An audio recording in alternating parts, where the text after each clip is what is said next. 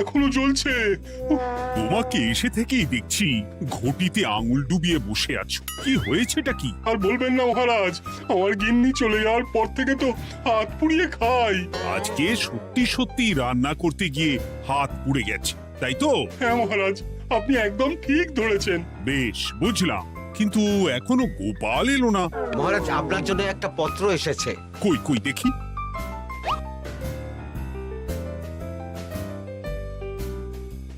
ঠিক আছে, তুমি এখন এসো। কিসের পত্র মহারাজ? দাঁড়াও, আগে গোপাল আসুক, তারপর বলছি। এই তো চলে এসেছি মহারাজ। দেখুন, আজকেও দেরি। আপনি কিছু গোপালকে বলেন না বলে লাই পেয়ে পেয়ে গোপাল আপনার মাথার উপরে উঠে গেছে। আমার নাম কি চুল নাকি যে মাথার উপরে উঠবো? আপনিও পারেন বটে। আমার নিজেরটাকেই চুল নেই। বাদ দাও, শোনো, আমি একটা নিমন্ত্রণ পত্র পেয়েছি। পাহাড়পুর রাজ্যের জমিদার বল্লভ নারায়ণ আমাকে নিমন্ত্রণ করেছেন। এ তো বেশ সুসংবাদ মহারাজ। পাহাড়পুর অপূর্ব সুন্দর রাজ্য, আপনি ঘুরে আসুন মহারাজ। না না না না না, আমি একা যাব না, তোমাকেও যে যেতে হবে। আজ বিকেলেই বেরোবো, তুমি জামা কাপড় গুছিয়ে রেখো। এ আমার পরম সৌভাগ্য মহারাজ। এ কি মহারাজ, গোপাল কেন যাবে? আমি কি দোষ করেছি? আমাকেও নিয়ে চলুন। না না না, তুমি রাজ্যের মন্ত্রী, আমি বেশ কিছুদিন থাকবো না, তাই রাজ্যটা তোমাকেই সামলাতে হবে। আচ্ছা আচ্ছা, আপনি তো রানীমাকেও নিয়ে যেতে পারতেন। আমি কোথায় কাকে নিয়ে যাব সেটা আমার একান্তই ব্যক্তিগত ব্যাপার। তুমি বেশি বোঝাতে এসো না মন্ত্রী। বেশ।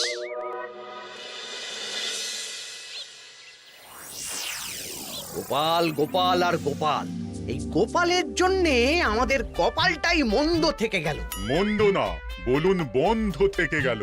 সব সুযোগ ওই গোপাল পাবে, আর আমাদের বেলা ছাই। আজকেও গোপাল রাজসভায় দেরি করে এলো, তবুও বেটাকে মহারাজ কিছু বললেন না। বলবে কি? উল্টে মহারাজই তো গোপালকে ঘুরতে নিয়ে যাচ্ছেন। পাহাড়পুরে গিয়ে ভালো মন্দ আহার করবে গোপাল, আর আমি রাজ্য পাহারা দেব। হ্যাঁ, ঘেন্না ধরে গেল এই জীবনে। গোপাল যতদিন আছে ততদিন কিন্তু আমরা ওই ফুলে ফেপে উঠতে পারবো না। গোপালের যেন 7 খুন মাফ। আমরা তো বানের জলে ভেসে এসেছি। আপনি তো গোপালকে তাড়ানোর অনেক চেষ্টা করেছেন, কিন্তু কিছুতেই কিছু হয়নি। হবে কি করে? গোপালের একে ওই ক্ষুরোধার বুদ্ধি, তারপর মহারাজের উপর অগাধ বিশ্বাস, দুটো মিলেমিশে এক হয়ে গেছে। মাঝে মাঝে তো মনে হয় বেটাকে মেরেই ফেলি। আমার দু চক্ষের বিষ।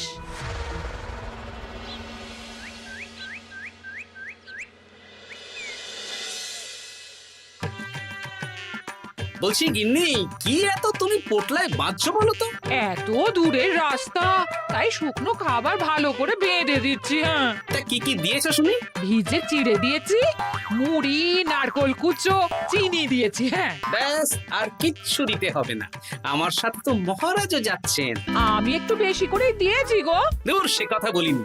মহারাজ যাচ্ছেন তো, তাই মহারাজও নিশ্চয়ই রাজবাড়ি থেকে ভালো মন্দ খাবার নিয়ে আসবেন। যে যার নিজের তালে থাকে। কি আর করবো গিন্নি, উদরকে আদর করে যা সুখ তার অন্য কিছুতে নেই। বেশ বেশ, সাবধানে যেও। হ্যাঁ, তুমিও সাবধানে থেকো কিন্তু। আর নাতনি নাতনিগুলো এলে তাদের জানিয়ে দিও যে দাদু বেশ কিছুদিন থাকবে না। ঠিক আছে গো, ঠিক আছে। সাবধানে যাবেন মহারাজ।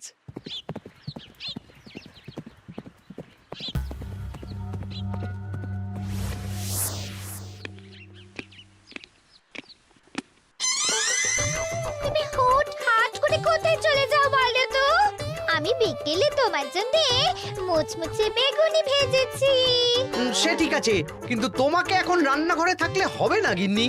ও মা, রাতের খাবার কে করবে শুনি? আমি তো এখন একটু একটু রান্না শিখে গেছি। এখন তোমাকে অন্য কাজ করতে হবে। কি কাজ? শোনো, বুঝতে পেরেছো তো? একদম জলের মতো পরিষ্কার বুঝে গেছি। তাহলে আর দেরি না করে যাও।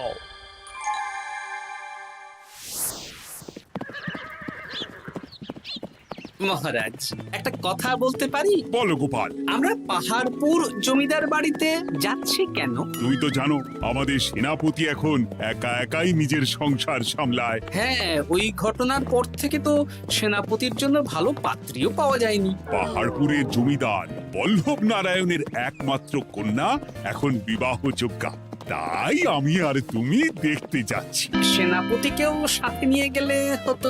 না, আগে আমরা যাব, মেয়েটা কেমন সেটা বিচার বিবেচনা করে ফিরে আসবো। তারপর যদি সেনাপতি রাজি হয় তখন আমরা বাকি ব্যবস্থার দিকে এগোবো, তাই তো? একদম তাই। আর তোমার চেয়ে ভালো মানুষ চেনার ক্ষমতা আমার জানা আর কেউ নেই, সেই জন্যই তো তোমাকে নিয়ে এলাম। এ আমার পরম সৌভাগ্য মহারাজ।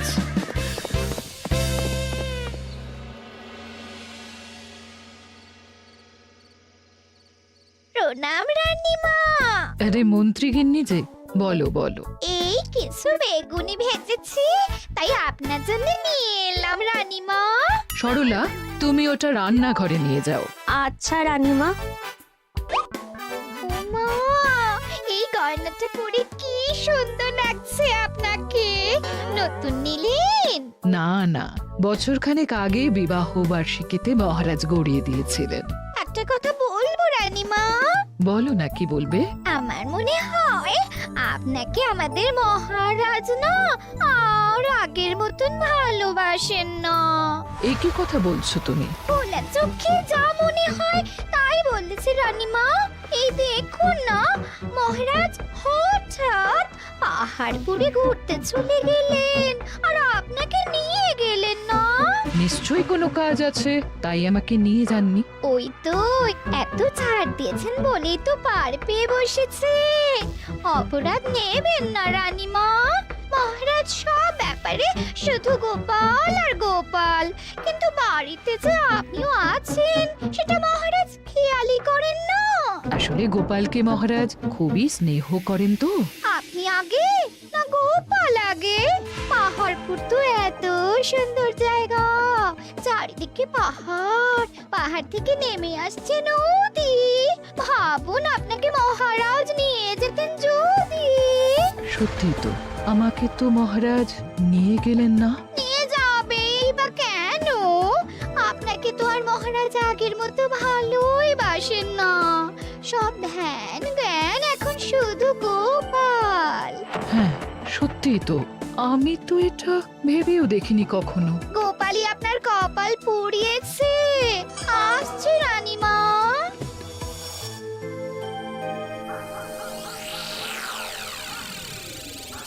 কি গো গিন্নি, আমি যেমন যেমন বলেছি তুমি তেমন তেমন রানীমাকে বুঝিয়েছো তো?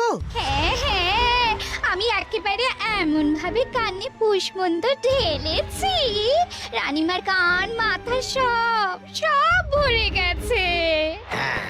এবার শুধু মাঝে মাঝে ইন্ধন জুগিয়ে যেতে হবে, বুঝলে? তারপরে তোমার পথের কাঁটা ফাঁকা হয়ে যাবে। আর একবার গোপাল সরে গেলেই আর কোনো চিন্তা নেই। দু হাত ভরে রোজগার করবে গো।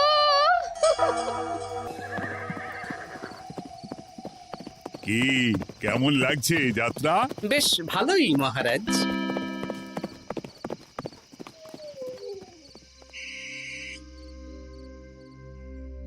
রানীমা, খাবার কি আমি এই ঘরে নিয়ে আসবো?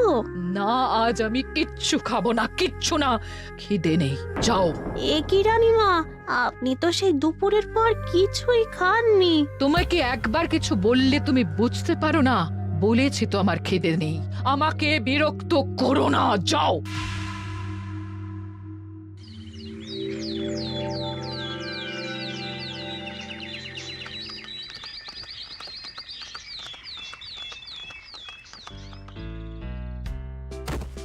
আসুন মহারাজ কৃষ্ণচন্দ্র, আসুন আসুন আসুন। কি সুন্দর জায়গায় পাহাড়পুর, মনে হচ্ছে বেশ কিছুদিন থেকে যাই। তা থেকে যান না। এখন যে কাজে এসেছি সেটা আগে করে নি, তারপর যদি সব ঠিকঠাক তখন তো আবার আসতে হবে। তাও ঠিক। এই বিমলা মা, এদিকে আয়। এই নিন কমলা লেবুর শরবত। বেশ সুন্দরী দেখতে মহারাজ। নিজের মেয়ে বলে বলছি না, বিমলা সব কাজ নিজের হাতে করে। বাড়িতে পাঁচটা দাসী আছে, তাদের কাজই করতে দেয় না। বাহ বাহ বাহ, ভালোই তো। আপনার মেয়েকে তো বেশ লক্ষ্মীমন্ত দেখতে। ও অনেক ছোটবেলায় মাকে হারিয়েছে, কিন্তু নিজের ইচ্ছে পড়াশুনো রান্না বান্না সব শিখেছে। যেমন হাতের রান্না তেমনই মাথায় বুদ্ধি। রান্না তো খেলেই বুঝতে পারবো। হ্যাঁ, আজ দুপুরে সব রান্না তো নিজের হাতেই করছে। আমি ওকে কিছু প্রশ্ন করতে চাই। দাঁড়িয়ে আছো কেন মা? বসো। মহারাজ, আপনার অনুমতি নিয়ে আমি বিমলাকে কিছু প্রশ্ন করতে চাই। করো না। আচ্ছা বিমলা, তোমার বয়স কত? আসছে শ্রাবণে আমি 19 বছরে পড়ব। আচ্ছা, শ্রাবণ মাসে জন্ম, বর্ষাকালে। বেশ বেশ। আচ্ছা বলো তো, মেঘের ডাকে জল ছেড়ে ডাঙায় উঠে পড়ে, মানুষ তাকে হাতে পেলে নিয়ে যায় ঘরে, এটা কি? কই মাছ। বাহ বাহ, এবার বলো তো, এমন কোন জিনিস যেটা একান্তই তোমার কিন্তু অন্যেরা বেশি ব্যবহার করে? আমার নাম। বাহ বাহ বাহ বাহ বাহ, খুব সুন্দর খুব সুন্দর। আপনার মেয়ের মাথায় বুদ্ধি আছে। আর আচ্ছা আচ্ছা, আরেকটা প্রশ্ন করব। বলো তো, একটা অঙ্ক পরীক্ষায় তোমার বাবা 100-তে 90 পেয়েছে, তুমি 100-তে 100 পেয়েছো, আর আমি 100-তে 95 পেয়েছি। তাহলে কে বেশি বুদ্ধিমান? আপনি বেশি বুদ্ধিমান। এমা, এটা তুই কি বললি রে? তুই তো 100-তে 100 পেয়েছিস, তাহলে তুই বেশি বুদ্ধিমান হবি না? না না, আমি হলে তো বুদ্ধিমতী হব। দারুণ দারুণ। জমিদার মশাই, আপনার মেয়ে সত্যিই বুদ্ধিমান, না মানে বুদ্ধিমতী। এবার দুপুরের ভুরি ভোজটা খেলেই বুঝতে পারবো হাতের জাদু।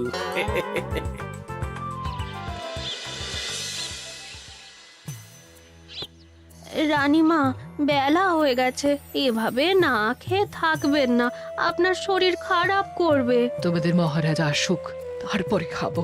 যতদূর জানি মহারাজ আগামীকাল সকালে ফিরবেন। বেশ, আমাকে একটু শরবত করে এনে দাও, আর কিছু খাবো না। আচ্ছা রানীমা।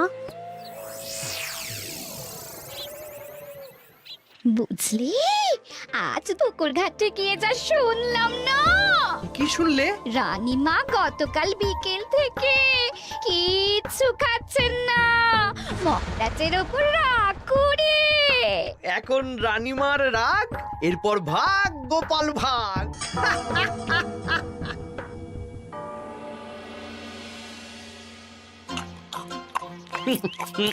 সত্যি বিমলা, তোমার হাতের রান্নার কোনো তুলনা নেই মা। আমাদের সেনাপতি তাহলে আর হাত পুড়িয়ে রান্না করবে না বলছো? সে যদি কর্তাগিন্নিতে রাগারাগি হয় তখন।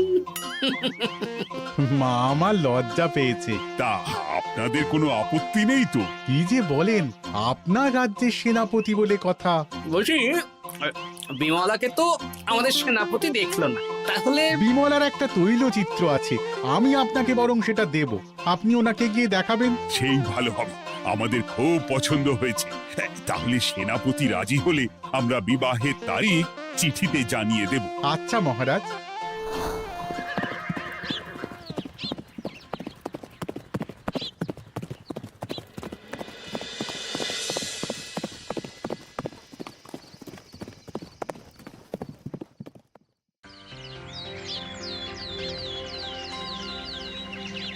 মহারাজ, আমি তাহলে আসি। যাওয়ার পথে আমি সেনাপতির সাথে কথা বলে নেব। হ্যাঁ হ্যাঁ গোপাল, এসো। বেশ ভালোই কাটলো পাহাড়পুরে। হ্যাঁ মহারাজ, অনেক ধকল গেছে, যান গিয়ে বিশ্রাম নিন।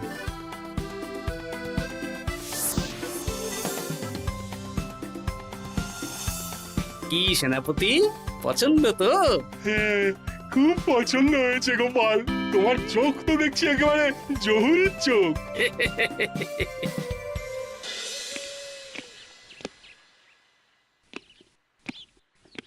চিরটা কাল আপনি ওই গোপাল গোপাল করে কাটিয়ে দিন।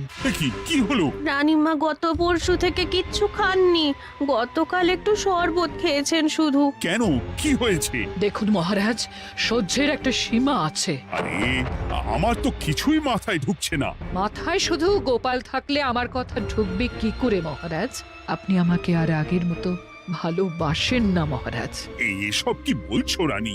ঠিকই বলছি, আপনি খেয়ালই করেননি যে আমি গলায় আপনার পছন্দের পান্নার হার পরেছি মহারাজ? আরে আমাকে বলার সুযোগ দেবে তো। দেখুন, আপনি পাহাড়পুরে ঘুরতে গেলেন, গোপালকে নিয়ে গেলেন। আমারও মনে হয় কোথাও ঘুরতে যাই মহারাজ। আরে গোপালকে নিয়ে যাওয়ার প্রয়োজন ছিল, তাই নিয়ে গেছি। গোপাল তো আপনার প্রিয়জন, তাই ওকেই আপনার প্রয়োজন। আমি তো কেউ না। দেখো, গোপাল আমার সব বিপদে আপদে পাশে থাকে, তাই ওকে ভরসা করি। সেটা তো তুমি খুব ভালো করে জানো। আজকের পরে হয় গোপাল থাকবে, না হলে আমি থাকবো। না না না, এ হতে পারে না। গোপালকে আমি সরাতে পারবো না, আর কাউকে সরানোর জন্য কোনো কারণ তো চাই। আর কারণ যদি আমি দিয়ে দিই? কি কারণ? আপনি গোপালকে বলবেন আমার সাথে আপনার ঝগড়া হয়েছে। বেশ, তাতে কি? আপনি গোপালকে বলবেন ও যেন আমাকে বলে আপনার কাছে ক্ষমা চাওয়ার জন্য, আর আমি ক্ষমা চাইবো না। ব্যাস, আপনি এই সামান্য কাজটা গোপালকে করতে না পারার জন্য ওকে তাড়িয়ে দেবেন। ওকে মাত্র 7 দিন সময় দেবেন। ব্যাস। ঠিক আছে, আমি এক্ষুনি গোপালকে ডেকে পাঠাচ্ছি। দেখো গোপাল, এখন যদি রানী আমার কাছে ক্ষমা না চায়, তাহলে কিন্তু আমি বাধ্য হব তোমাকে রাজসভা থেকে তাড়িয়ে দিতে। আচ্ছা মহারাজ, বুঝেছি। রানীমা আপনার কাছে ক্ষমা চাইবেন, কিন্তু তার জন্য আপনাকে আমার কথা মতো কিছু কাজ করতে হবে মহারাজ। কি কাজ বলো? বুঝেছেন? হ্যাঁ। না গোপাল, আমি মহারাজের কাছে ক্ষমা চাইতে পারবো না। দেখুন রানীমা, আমার মনে হয় আপনার ক্ষমা চাওয়াই উচিত। পুরুষ মানুষের মন বলে কথা, যদি বেশি দিন আপনি মহারাজের সাথে এরকম তিক্ত সম্পর্ক রাখেন, তাহলে কিন্তু মহারাজের মন অন্যদিকেও চলে যেতে পারে। এমনিতেও কি গোপাল?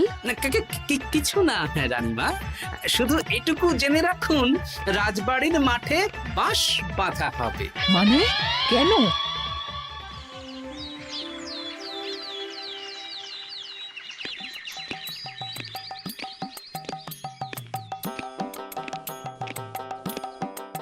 আসতে পারি মহারাজ? হ্যাঁ, এসো এসো। বলছি, আমি তাহলে জমিদার বাড়িতে বিবাহের দিনক্ষণ ওই চিঠি লিখে জানিয়ে দিচ্ছি। হ্যাঁ, জানিয়ে দাও গোপাল। আর কি কি কেনাকাটা করতে হবে সেটার একটা তালিকা বানিয়ে ফেলো। আচ্ছা মহারাজ, মেয়ের শাড়ি আপনি নিজে পছন্দ করে কিনবেন তো? হ্যাঁ, ওই শাড়িওয়ালাকে আজকে দুপুরেই আসতে বলো। আচ্ছা মহারাজ। বিয়ের শাড়ি, কেনাকাটা, এসব কি মহারাজ? সেসব বলা যাবে না রানী, সময় হলে জানতেই পারবে। তবে বিমলাকে অপরূপ সুন্দরী দেখতে, এটুকু বলতে পারি। দেখুন তো মহারাজ, ওই টোপরটা ঠিক আছে কিনা? একদম ঠিক আছে, খুব সুন্দর। শাড়িওয়ালা এক্ষুনি আসছে। আসছি মহারাজ। এসো এসো। তার জন্য শাড়ি লাগবে মহারাজ? রানীমার জন্য? না না, বিমলার জন্যে। বিমলাকে? এক অপরূপা তরুণী, বুদ্ধিমতীও আছে, ধীর স্থির, ঝগড়া করে না। বেশ, অনেক হয়েছে মহারাজ। দোহাই আপনার, আপনি দ্বিতীয় বিয়ে করবেন না। আমি ক্ষমা চাইছি। কি বলছো রানী? আমি বুঝতে পেরেছি, আমি আপনাকে গোপালের নামে 2-4 কথা শুনিয়েছি বলে আপনি বিয়ে করতে চলেছেন। আমি আর রাগারাগি করব না, আমাকে ক্ষমা করুন। ব্যাস, রানীমা ক্ষমা চেয়ে নিয়েছেন, মানে আমার চাকরিটা থাকছে। হ্যাঁ গোপাল, হ্যাঁ, দোহাই তোমার, মহারাজকে বিপথে চালিত করো না। আরে ধুর, আমি বিয়ে করছি নাকি? বিয়ে তো হবে সেনাপতির। ওর জন্যই তো পাত্রী দেখতে পাহাড়পুরে গেছিলাম, গোপাল আর আমি। তার মানে মন্ত্রীর বউ আমাকে ভুল বোঝালো? আবার মন্ত্রীর কোনো ষড়যন্ত্র হবে, ওকে না নিয়ে গিয়ে গোপালকে নিয়ে গেলাম বলে। সেনাপতির বিয়ের আগেই আপনি মন্ত্রী মশাইকে ধোলাইটা দিয়ে দিন। ঠিক বলেছ রানী, তুমি বরং শাড়ি পছন্দ করো, আর আমি চললাম মন্ত্রীকে ধোলাই দিতে।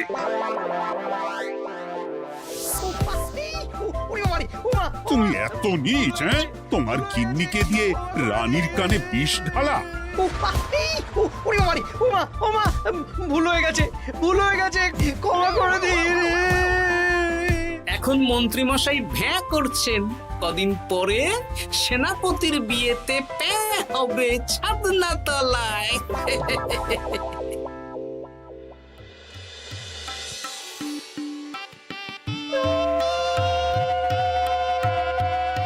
এবার মালা বদল হবে। এবার বুঝবে মালার কি জ্বালা। কি বললে? হ্যাঁ?